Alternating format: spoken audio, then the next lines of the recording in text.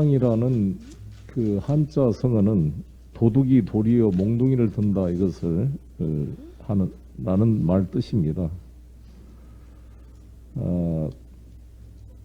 최근에 고발 사주 사건과 대장동 관련 사건에서 국민의힘과 일부 관련자들이 보여주는 모습이 아닌가 생각합니다. 특히 곽상도 의원의 아들 50억 퇴직금 사실을 미리 다 알고 있었음에도 김기현 국민의힘 원내대표님과 이분들이 화천대유는 누구 것입니까? 백드롭을 걸어놓고 우리 당의 이재명 후보를 공격하는 것은 참 후한무치한 일 아닙니까? 이에 대해서 공개 사과하십시오. 이렇게 하면 국민들이 어떻게 정치인들을 정말 이렇게 믿을 수가 있고 신뢰할 수 있겠습니까? 적어도 제1야당의 원내대표로 한다면 최소한의 그 말에 근거를 가지고 책임있게 발언을 해야 될 것입니다.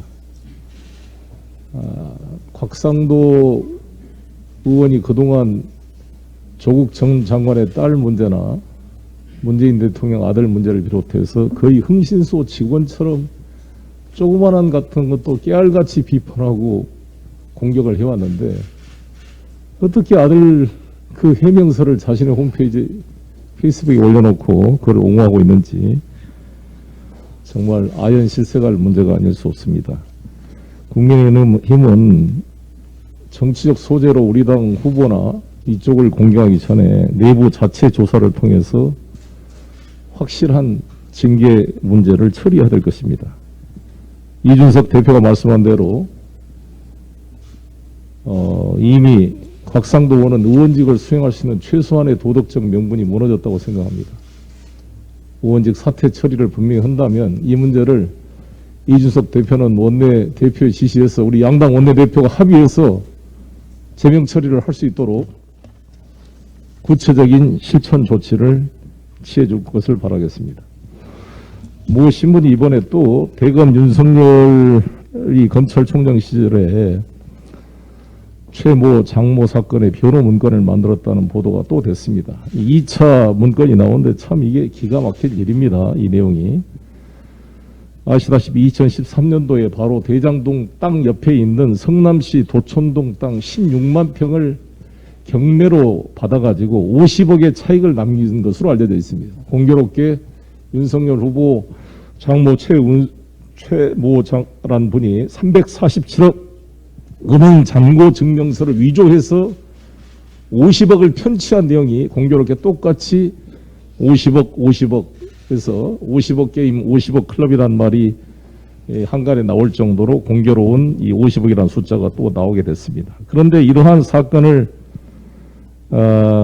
은폐 변론하기 위해서 대검의 조직이 사사로운 검찰총장의 장모 변호 문건을 만들어서 이렇게 치밀하게 도저히 검찰 조직의 백업이 없이는 만들 수 없는 구체적 사실을 만들어냈습니다. 변호사비도 안 받고 검찰 조직을 자신의 장모의 변호사 사무실 로펌으로 만들어 변론 요지서를 만든 이러한 이 권력의 사유와 남용에 대해서는 철저한 책임을 물어야 될 것입니다. 사실 이 탄핵 소추의 사유였습니다. 이 사안이. 정말 기가 막힌 일이 아닐 수 없습니다. 윤석열 저는 총장이 장모가 10원도 남한테 손에 끼친 적이 없다라고 정진석 의원을 통해서 보도됐을 때 그 말이 뭔가를 했더니 이렇게 철저하게 변론 준비를 받았기 때문에 저는 10원 발언이 나오게 된 배경이 바로 이 문건이 아닌가 이런 생각이 듭니다.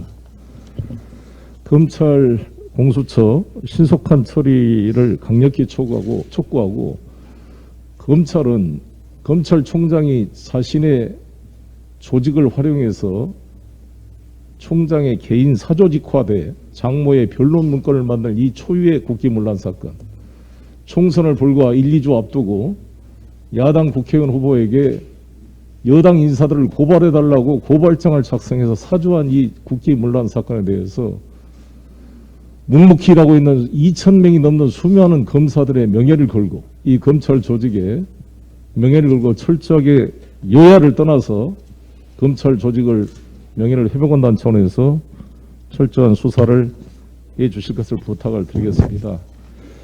KBS 보도에도 나왔습니다만 윤호진 사건의 그 축산업자 로비 의혹부터 지금 묵혀 있는 게 한 건이 아닙니다. 사실 이거 윤석열 후보는 대통령 후보 검증을 받을 게 아니라 빨리 피의자 조사를 받아야 될 정도의 심각한 의혹이 쌓여 있습니다. 어제 본회의에서 주요 민생 입법과 미래 입법에 대한 총 40여 건의 핵심 법안들이 처리됐습니다. 노무현 대통령님의 행정수도 건설 공약 20년 만에 세종의사당 설치법이 마침내 국회를 통과했습니다.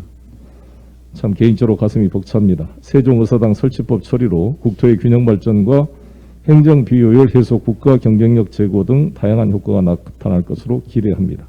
완공 시점을 앞두고 최대한 앞당길 수 있도록 예산 배정과 제도 정비에 전폭적인 노력을 아끼지 않겠습니다. 4차 산업혁명의 핵심인 데이터 산업 발전의 제도적 기반이 될 데이터 기본법도 어제 처리되었습니다. 세계 최초의 인앱 결제 강제 금지법에 이어 이번 데이터 기본법 통과로 대한민국이 전 세계를 선도하는 디지털 강국, 혁신 플랫폼 강국으로 도약할 수 있는 토대를 만들었습니다. 소규모 주택 정비법과 공공주택 특별법도 통과됐습니다. 그동안 입법에 백업해 주신 윤호중 원내대표님과 우리 원내대표단 여러분 노고에 감사를 드립니다. 지금 논란이 되고 있는 가짜뉴스 피해 구제법은 여야가 지금 충분히 논의를 많이 했다고 봅니다. 우리 윤호중 원내대표님이 마지막 또 협상을 나누고 있습니다만 저희들은 수기 기간을 가지고 최선의 노력을 다했다고 봅니다. 최선을 다해서 합의가 되되 합의가 안 되면 표결 처리한 것이 민주주의의 원리라고 생각이 듭니다. 일부 언론께서는 단독 처리 이런 표현을 쓰는데 그거는 정확한 표현이 아니라고 봅니다. 아니, 국회가 논의를 해가지고 합의가 안 되면 안건 상정해서 표결 처리를 하는 것을 단독 처리라고 할 수가 있습니까? 저는 우리가 법사위원장 하반기도 양보하고 7개 상임위원을 양보한 그러한 여야 합의의 정신에 따라 수많은 일부 지지자들의 비판에도 불구하고 윤호중 원내대표님의 결단을 통해 여야가 합의를 했습니다. 그 정신에 따라 이건재도 지난번 27일 날 국회의장님 앞에서 여야 합의가 아니라 상정해서 처리한다라고 합의가 된 사안입니다.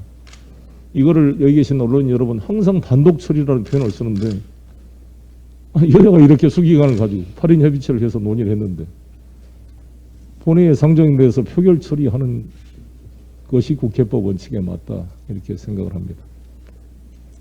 이상입니다. 네.